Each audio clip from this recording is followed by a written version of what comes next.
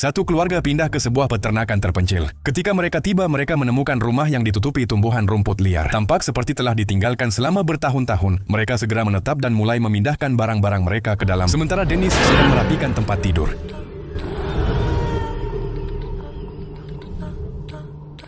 Dennis tampaknya tidak memperhatikan sesuatu yang aneh, tapi anaknya yang masih kecil melihatnya dengan jelas. Dia tidak tahu apa yang sebenarnya dia lihat. Tepat ketika Dennis menjemput anaknya dan hendak keluar kamar, dia melihat noda besar di dinding. Dia segera mulai menggosoknya. Tapi ketika dia melirik anaknya, dia menyadari dia menatap ke langit-langit. Dennis mendongak juga tapi tidak melihat apa-apa di sana. Jadi dia mengabaikannya. Keesokan paginya Dennis terbangun dan mendapati bahwa noda yang telah dia bersihkan ternyata secara misterius muncul kembali. Sementara itu, ketika anaknya duduk menyantap sarapan pagi, ia melihat sosok menakutkan terpantul di permukaan sendoknya. Makhluk itu perlahan merayap ke arahnya. Ketika anak itu berbalik, ia melihatnya merangkak panik melintasi dinding. Dennis sibuk mencuci piring di dekatnya. Tak pernah menyadari bahwa anaknya sudah mulai mengikutinya selangkah demi selangkah. Makhluk itu memancingnya masuk lebih dalam ke rumah. Lalu saat mereka sampai di pintu ruang bawah tanah, makhluk itu tiba-tiba lenyap. Saat itu Dennis menyadari anaknya hilang. Ketika anak itu meraih pintu ruang bawah tanah, dia tiba tepat pada waktunya dan merangkulnya. Kemudian Jess pulang dan mendapati ibunya sedang menggosok noda di dinding lagi. Dennis kemudian memintanya mengambil beberapa kotak dari selasar, turun ke ruang bawah tanah, hanya membawa kotak-kotak itu ke bawah dan meletakkannya di atas meja. Saat ia hendak pergi, ia melihat sebuah jam saku terjepit di antara celah-celah di papan lantai. Anehnya, sekeras apapun ia berusaha, ia tak bisa membuatnya terbuka. Sementara itu Roy punya pengalaman sendiri yang meresahkan. Ia baru saja melangkah keluar ketika ia melihat sekawanan burung gagak mematuk biji bunga matahari yang baru dibelinya.